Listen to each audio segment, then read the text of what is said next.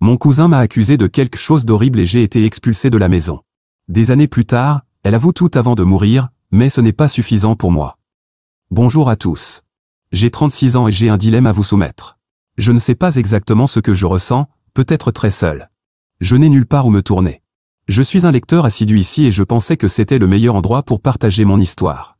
J'apprécierais tous les conseils que je pourrais recevoir. Il y a beaucoup de contexte à vous expliquer, donc ce sera un long post.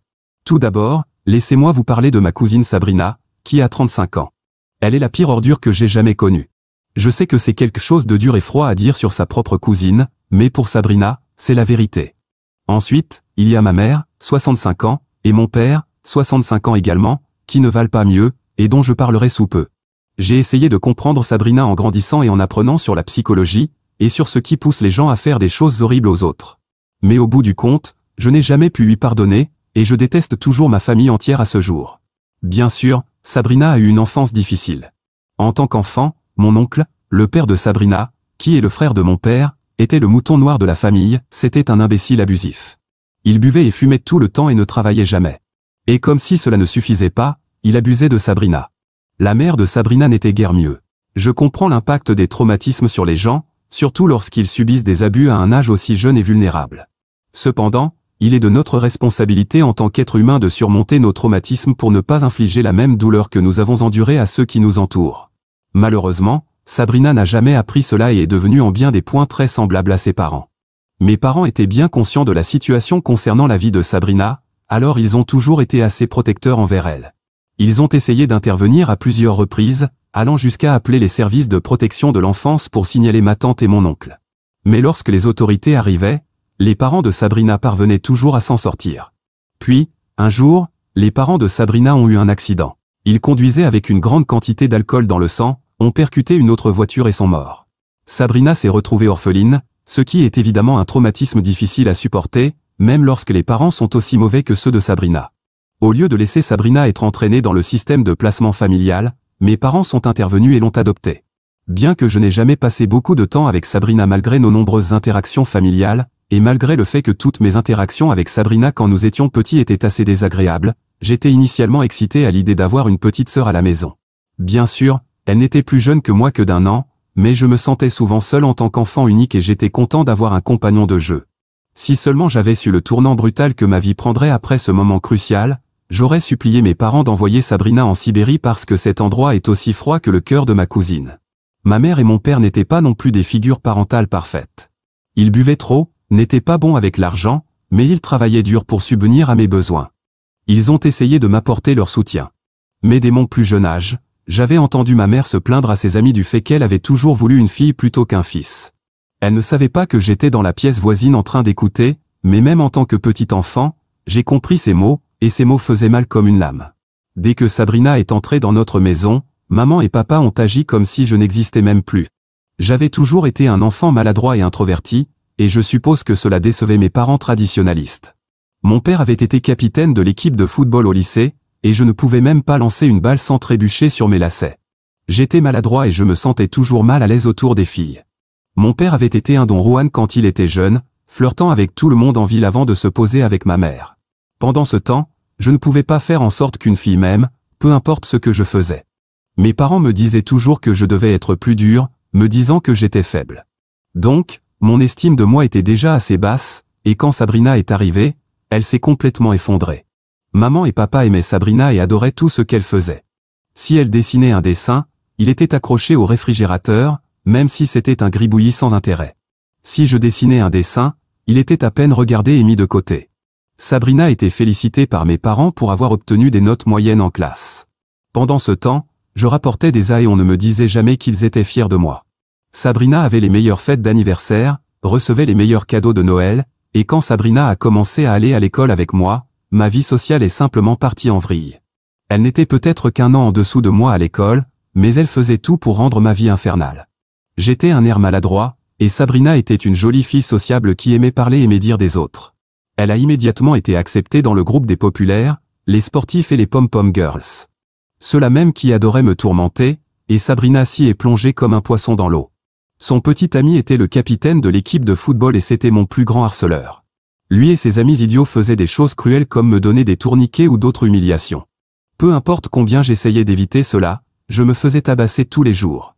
Sabrina ne me défendait jamais, au contraire, elle restait là, souriant ou parfois riant ouvertement de ma douleur. Je ne plaisante pas en disant que Sabrina a toujours été une sociopathe. Comme si ce n'était pas suffisant de rendre ma vie scolaire un flot interminable de tourments et d'angoisses, Sabrina était déterminée à rendre ma vie à la maison encore pire. J'avais l'impression de vivre dans une prison, et puis le supplice recommençait le lendemain à l'école. Je n'avais jamais de répit. Les dégâts mentaux que cette période de ma vie a causés ne peuvent pas être surestimés. C'est une douleur qui m'a changé pour toujours et m'a blessé à vie à cause de tous les abus que j'ai subis. J'ai essayé de parler à mes parents du harcèlement des amis de Sabrina à l'école, mais ils disaient que ce n'était rien et se moquaient même de moi pour ne pas être assez homme pour supporter quelques blagues. Ils disaient que c'était juste des garçons qui s'amusent. Mon père disait toujours que je devais être plus homme si je voulais arrêter d'être harcelé. Il me voyait avec des yeux au beurre noir et des contusions, et pourtant il n'avait aucune compassion pour moi. Sabrina se tenait à côté et riait aux éclats pendant ces discussions. En plus de cela, Sabrina inventait constamment des mensonges à mon sujet. Elle cassait des objets dans la maison et disait à mes parents que c'était moi qui l'avais fait. Elle pleurait et leur disait que je l'avais frappée. Parfois, elle me faisait croire que je devenais fou. Elle était si bonne manipulatrice qu'elle pouvait presque vous faire douter de si vous aviez vraiment fait la chose dont elle mentait. Bien sûr, mes parents croyaient chaque mot qu'elle disait. Je ne compte plus combien de fois j'ai été puni pour quelque chose qu'elle disait alors que cela n'avait évidemment pas eu lieu. Cela a affecté mon esprit au fil du temps, me faisant me sentir inférieur, comme si je n'avais aucune valeur. Au fil du temps, je suis devenu de plus en plus déprimé, et mes notes ont commencé à baisser. Elles étaient toujours meilleures que celles de Sabrina, mais mes parents continuaient à me punir pour cette baisse, ce qui augmentait ma dépression et mes sentiments de nullité. Comme j'avais malheureusement laissé mes notes chuter, je n'ai pas pu entrer dans l'université où je voulais aller. J'étais coincé dans cette ville, dans cette maison. Je devais aller au collège communautaire local, mais j'ai rapidement travaillé dur pour obtenir un diplôme en ingénierie. Je voulais réussir et m'éloigner le plus possible de ma famille horrible. Sabrina n'avait aucun plan pour son avenir. Elle n'a même pas terminé ses études. Elle a abandonné tôt en terminale et a fini par coucher avec presque tous les gars de la ville, ou du moins c'est ce qu'il semblait, car je la voyais toujours avec quelqu'un de différent. Elle a commencé à faire la fête tout le temps et à sortir. Elle est également devenue accro à la drogue. Mes parents continuaient à prendre soin d'elle et à lui trouver des excuses. Bien que son comportement ne semblait pas correct, ils étaient trop indulgents avec Sabrina, ne lui donnant que peu ou pas de motivation pour changer ses habitudes. Je vivais encore à la maison à cette époque, et les abus de Sabrina envers moi devenaient de plus en plus graves. Je me souviens d'un après-midi, elle organisait une fête à la maison avec son petit ami de l'époque. J'essayais d'étudier pour un examen, alors je leur ai demandé de baisser le volume. J'ai été poli et gentil dans mon ton de voix, mais Sabrina et son petit ami ont pris ma demande comme une offense. Sabrina a dit à son petit ami de me frapper, et il l'a fait. Il m'a frappé si fort que j'ai dû appeler la police. J'ai été hospitalisé pour mes blessures, mais mes parents et Sabrina m'ont dit que j'exagérais. Ils m'ont même convaincu de ne pas porter plainte contre ce crétin. En y repensant, j'aurais dû les poursuivre en justice tous. Puis est venu ce jour fatidique, quand j'avais 21 ans, qui a changé ma vie pour toujours. Pour que vous sachiez, Sabrina ne supportait jamais de ne pas être le centre de l'attention, tout devait tourner autour d'elle. Elle agissait comme si elle était le centre de l'univers, et chaque fois que quelque chose allait mal dans sa vie personnelle, elle se défoulait sur les autres. De plus, comme vous pouvez l'imaginer, elle prenait de mauvaises décisions, tellement mauvaises qu'elle est tombée enceinte par l'un de ses petits amis, dont je parlerai plus tard. Bien sûr, elle était souvent cruelle et injuste envers mes parents, surtout compte tenu de toutes les bonnes actions qu'ils ont faites pour elle au fil des ans, mais la première cible de Sabrina chaque fois que quelque chose allait mal dans sa vie, c'était toujours moi. Sabrina avait récemment été larguée par un autre petit ami. Je suppose que ce type particulier pensait être l'élu dans son esprit endommagé et immature, et elle était particulièrement contrariée et dévastée quand il la quittait. Sabrina n'était pas vraiment douée pour choisir les meilleurs types d'hommes non plus. Pour compliquer encore les choses, ce petit ami qui venait de quitter Sabrina se trouvait être le père de son fils, Tyron. Elle avait déjà du mal à bien s'occuper du jeune garçon, et la plupart des responsabilités parentales reposaient sur moi et mes parents. C'était une situation désagréable et pas celle dont j'étais content. Sabrina avait été particulièrement amère et impolie ces derniers temps, malgré le fait que nous lui rendions tous un immense service sans rien demander en retour, car il n'est pas facile de s'occuper d'un bébé, surtout quand la mère en fait très peu pour lui. Juste avant l'événement qui allait changer ma vie pour toujours, Sabrina et moi avons eu une dispute. C'était courant, nous nous disputions toujours et souvent cela devenait assez intense, donc je n'y ai pas beaucoup réfléchi. Mais pendant la dispute, j'en avais assez d'être rabaissé par Sabrina. Elle m'a traité de loser moche, de vierge pathétique. Elle me maltraitait sans cesse, et j'en ai simplement eu assez. J'ai explosé et je lui ai dit qu'elle serait toujours abandonnée par chaque homme qu'elle fréquenterait parce qu'elle ne valait rien. Elle avait l'air en colère et est partie comme une petite fille. Je n'ai pas réfléchi plus que ça à mon commentaire, mais je suppose que Sabrina l'a pris personnellement. J'étais occupé par mes propres affaires un jour lorsque mes parents ont littéralement enfoncé la porte de ma chambre. J'étais un peu effrayé parce que je ne m'attendais pas à ce qu'ils entrent dans ma chambre de cette façon, alors je leur ai demandé ce qui se passait. Maman et papa, et même d'autres membres de la famille, avaient tous fait irruption dans ma chambre. Inutile de dire que j'étais de plus en plus confus à chaque seconde qui passait. J'ai vu Sabrina entrer en pleurant, elle avait l'air inconsolable, mais je pouvais dire que c'était juste un acte. J'ai eu un horrible pressentiment sur ce qui allait se passer, et mes soupçons étaient vraiment terrifiants. C'est alors que Sabrina m'a lancé une bombe en disant « Le voilà, c'est lui qui m'a agressé ». Ma mâchoire est tombée, je ne pouvais pas croire qu'elle m'accusait de cela. J'ai immédiatement pensé à la dispute que nous avions eue quelques jours auparavant. Je lui ai demandé si c'était pour cela qu'elle faisait ça, et mon père est immédiatement intervenu et m'a dit de me taire et d'arrêter de chercher des excuses. J'ai continué à nier les accusations, puis les coups ont commencé. Toute ma famille a commencé à me frapper. C'était brutal, bien pire que les innombrables coups que j'avais déjà endurés à l'école. Ils m'ont brutalement dit de faire mes valises et de partir immédiatement, et m'ont rappelé que je devrais me sentir chanceux qu'ils ne me dénoncent pas aux autorités. Je voulais encore une fois défendre mon innocence, mais ils m'ont dit de me taire. Toute ma famille venait de me renier sur la seule parole de la fille gâtée et cruelle qu'était Sabrina. Ce fut le pire jour de ma vie. Au début, c'était difficile parce que ce n'est pas comme si j'avais un endroit où aller. J'avais quelques économies, mais cela ne m'a permis d'obtenir qu'une petite chambre. Pendant ce temps, je travaillais à 2 emplois et j'étudiais à plein temps, et finalement, j'ai économisé suffisamment d'argent pour avoir mon propre endroit. J'ai tout fait par moi-même, sans aucun soutien de qui que ce soit à part moi. Maintenant, j'ai 36 ans et je n'ai pas parlé à ma famille depuis ce jour fatidique où ils m'ont battu et renié. Mais aujourd'hui, j'ai fait face à un nouveau dilemme. J'ai reçu un appel de Sabrina aujourd'hui, c'était depuis le numéro de téléphone de mes parents. Je suppose que Sabrina vit toujours avec eux, même s'il s'était passé tellement de temps depuis notre dernière conversation. J'ai immédiatement reconnu sa voix et je me suis figé. Entendre la voix de Sabrina était un déclencheur de mon traumatisme. Cependant, Sabrina a parlé d'une voix différente. Je lui ai demandé pourquoi elle appelait. Elle m'a demandé comment j'allais, quelque chose qu'elle ne m'avait jamais demandé auparavant, puis m'a expliqué qu'elle était en phase terminale d'un cancer. Je n'ai rien dit. Puis elle m'a dit qu'elle était une mère célibataire, que Tyrone avait maintenant 17 ans, et qu'elle avait un autre fils nommé Phil, qui avait 14 ans. Elle m'a dit qu'elle était divorcée et que son ex-mari était en prison. Ensuite, elle s'est excusée et m'a dit que Dieu la punissait pour avoir inventé des mensonges à mon sujet. Elle m'a demandé de lui pardonner. Je lui ai dit que j'avais besoin de temps pour réfléchir et j'ai raccroché. Mon cœur battait la chamade. Peu de temps après l'appel téléphonique, elle m'a envoyé un message texte détaillant tout. Elle a réitéré à quel point elle était désolée pour tout cela.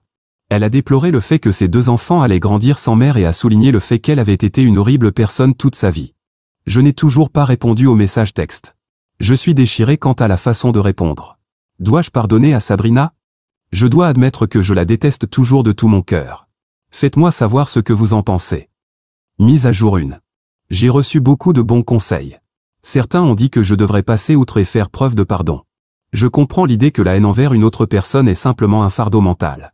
Cependant, d'autres ont expliqué que la maladie en phase terminale de Sabrina n'était pas une raison pour lui pardonner ce qu'elle avait fait. Ma famille serait probablement toujours la même, aussi toxique qu'avant. Alors, après y avoir réfléchi, j'ai pris ma décision. Cela va peut-être en décevoir certains, mais j'ai choisi le chemin de la vengeance. J'ai trouvé la page Facebook de Sabrina, et j'ai facilement pu trouver Phil et Tyrone dans sa liste d'amis. Je leur ai envoyé des captures d'écran de la confession de Sabrina. Ensuite, j'ai retrouvé l'ex-mari de Sabrina, qui, bien qu'il soit en prison, avait toujours son compte Facebook.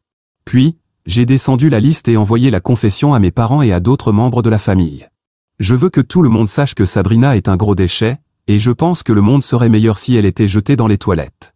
Je sais que ça ne va pas bien se passer, mais au moins je me sens mieux. Mise à jour 2. Bonjour à tous.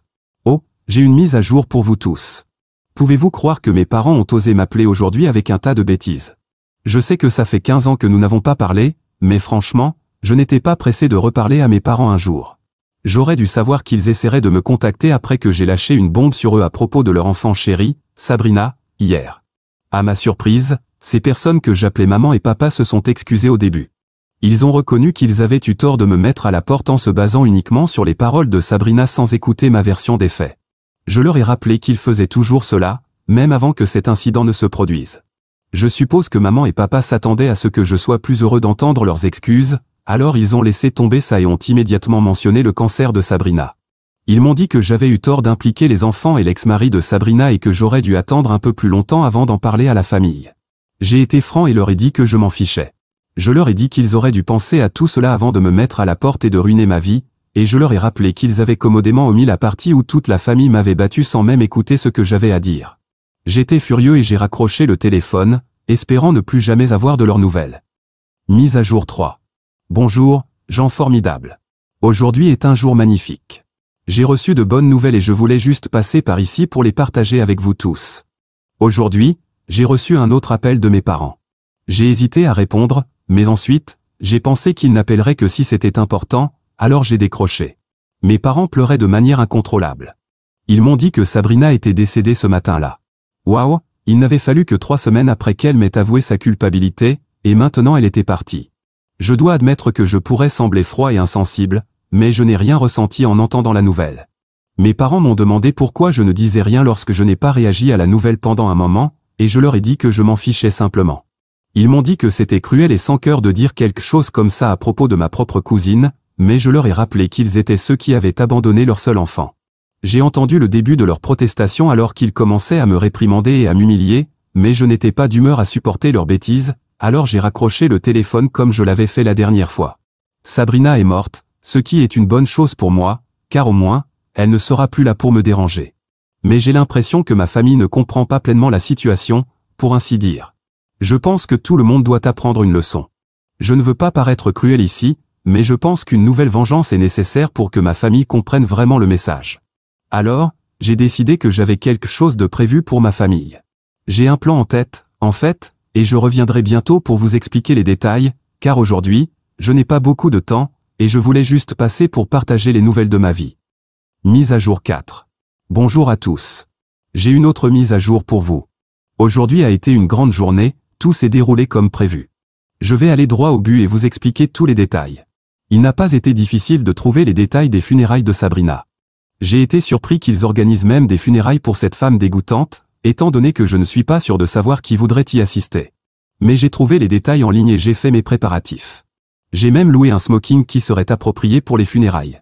Je n'avais pas été invité aux funérailles, alors j'ai décidé de m'inviter moi-même et de faire une petite visite surprise à ma vieille famille. Je n'étais pas sûr si quelqu'un me reconnaîtrait, étant donné que 15 ans s'étaient écoulés depuis que ces imbéciles m'avaient vu pour la dernière fois. Personne ne s'était jamais soucié de savoir comment j'allais. Je suis arrivé aux funérailles avec un peu de retard, donc le service avait déjà commencé quand j'ai franchi les portes de l'église. Il y avait une grande assemblée de personnes, ce qui m'a surpris, car vous savez ce que je pense d'elle. Mais c'était mieux pour mon plan, car cela ne faisait que me donner un plus grand public pour le petit plan que j'avais préparé pour tout le monde. Quand ce fut le moment pour quelqu'un de dire quelques mots sur la défunte, je suis monté à la tribune. J'ai entendu quelqu'un murmurer « c'est lui », comme si la seule chose qui se démarquait chez moi était son mensonge. C'est alors que j'ai commencé à faire mon discours. En gros, c'était un discours que j'avais préparé sur un bout de papier, où j'exposais tous les mauvais traitements que j'avais subis de la part de Sabrina et du reste de la famille. J'ai dénoncé Sabrina pour chaque acte ignoble de cruauté qu'elle m'avait infligé, et je ne me souciais pas que ses enfants regardent, ils devaient savoir que leur mère était une femme malfaisante. J'ai aussi raconté comment ma famille m'avait tourné le dos lorsque Sabrina m'avait faussement accusé. Mon père s'est levé et m'a dit de me taire et de partir. Il a dit que je gâchais toute la cérémonie funéraire et que personne dans tout le bâtiment ne voulait m'entendre répandre des mensonges sur Sabrina. Il défendait encore cette ordure, même après avoir découvert la vérité à son sujet. Mon père m'a menacé d'appeler la police si je ne partais pas. Je ne suis pas une personne violente, mais j'étais prêt à me battre contre ce vieil homme. C'est alors que Phil et Tyrone se sont levés et ont parlé, personne ne leur avait demandé ce qu'ils pensaient de tout cela. Eh bien, Phil et Tyrone ont confirmé tout ce que j'avais dit à propos de Sabrina. Ils ont dit que Sabrina les négligeait, les maltraitait, et dépensait tout son argent en drogue et en alcool. Il y a eu un tumulte dans la salle funéraire, et je pouvais voir que la famille était bouleversée. Je suppose que ces informations les ont affectés différemment, venant des propres enfants de Sabrina plutôt que de moi, le mouton noir de la famille. Je les ai laissés tous en train de murmurer et de se disputer entre eux. J'avais dit ce que j'avais besoin de dire et j'en avais fini avec cette famille de déchets. Je suis sorti des funérailles et je suis retourné dans mon appartement. Voilà, c'était ma vengeance. Peut-être que ce n'était pas suffisant, mais cela m'a fait me sentir un peu mieux après des années de torture. Mise à jour 5. Bonjour à tous, c'est encore moi avec une dernière mise à jour pour vous tous. Je voulais juste vous faire savoir que je n'aurais pas survécu sans le soutien de Reddit et tous les excellents conseils que j'ai reçus de beaucoup d'entre vous. Le but de cette mise à jour est que je voulais partager quelques détails supplémentaires sur ce qui s'est passé avec mes parents et les enfants de Sabrina après tout ce temps. Après tout ce qui s'est passé, j'ai découvert plus de détails sur la vie de mes parents. Il s'avère qu'après m'avoir abandonné et m'avoir traité de la manière la plus cruelle possible, leur vie n'était pas exactement un long fleuve tranquille. Mon père, qui buvait de l'alcool, est devenu alcoolique, a sombré et a fini en ruine financière. Il a perdu son emploi, et sa santé s'est rapidement détériorée en raison de l'abus d'alcool. Ma mère, quant à elle, s'est retrouvée seule et amère. Elle s'est sentie un peu coupable d'avoir ruiné les choses avec son unique fils, surtout quand elle a réalisé qu'il n'y aurait personne pour s'occuper d'elle quand elle vieillira, surtout après la mort de Sabrina. Bien que si elle était vivante, je ne pense pas qu'elle aurait pris soin de mes parents non plus. Je sais tout cela grâce à certains membres de la famille qui m'ont contacté après la cérémonie, bien que je ne sois pas sûr de les croire ou non, mais je m'en fiche aussi. Quant aux enfants de Sabrina, Phil et Tyrone, après la mort de leur mère, ils se sont retrouvés dans une situation difficile. Bien qu'ils aient été maltraités par elle pendant des années, ils se sont sentis perdus sans sa présence. Actuellement, ils vivent avec mes parents, ce que je ne pense pas être une bonne idée pour eux. J'aimerais pouvoir faire quelque chose pour eux, mais je ne suis pas sûr de vouloir avoir quoi que ce soit à faire avec cette famille. Mise à jour 6. Je suis de retour avec une autre mise à jour, que je pense être la dernière, car avec la mort de Sabrina, il n'y a plus beaucoup de problèmes dans ma vie, pour vous faire savoir que j'ai fini par adopter Phil et Tyrone. Après qu'ils m'ont contacté, ils ont ressenti un soulagement en m'entendant parler aux funérailles et dire des vérités dures. Ils ne voulaient rien avoir à faire avec le reste de la famille, et ils n'avaient nulle part où aller après la mort de Sabrina, puisque leur père était en prison. Mes parents ne les traitaient pas bien non plus, car selon eux, les deux garçons avaient manqué de respect à leur mère décédée et avaient jeté le discrédit sur le nom de la famille, comme s'ils appartenaient à une famille royale. Alors, j'ai fait ce qu'il fallait et je les ai adoptés. Nous vivons loin du reste de la famille, et nous menons une vie merveilleuse. Phil et Tyrone ne se comportent pas du tout comme leur mère, et je suis fier de les voir devenir de grands hommes.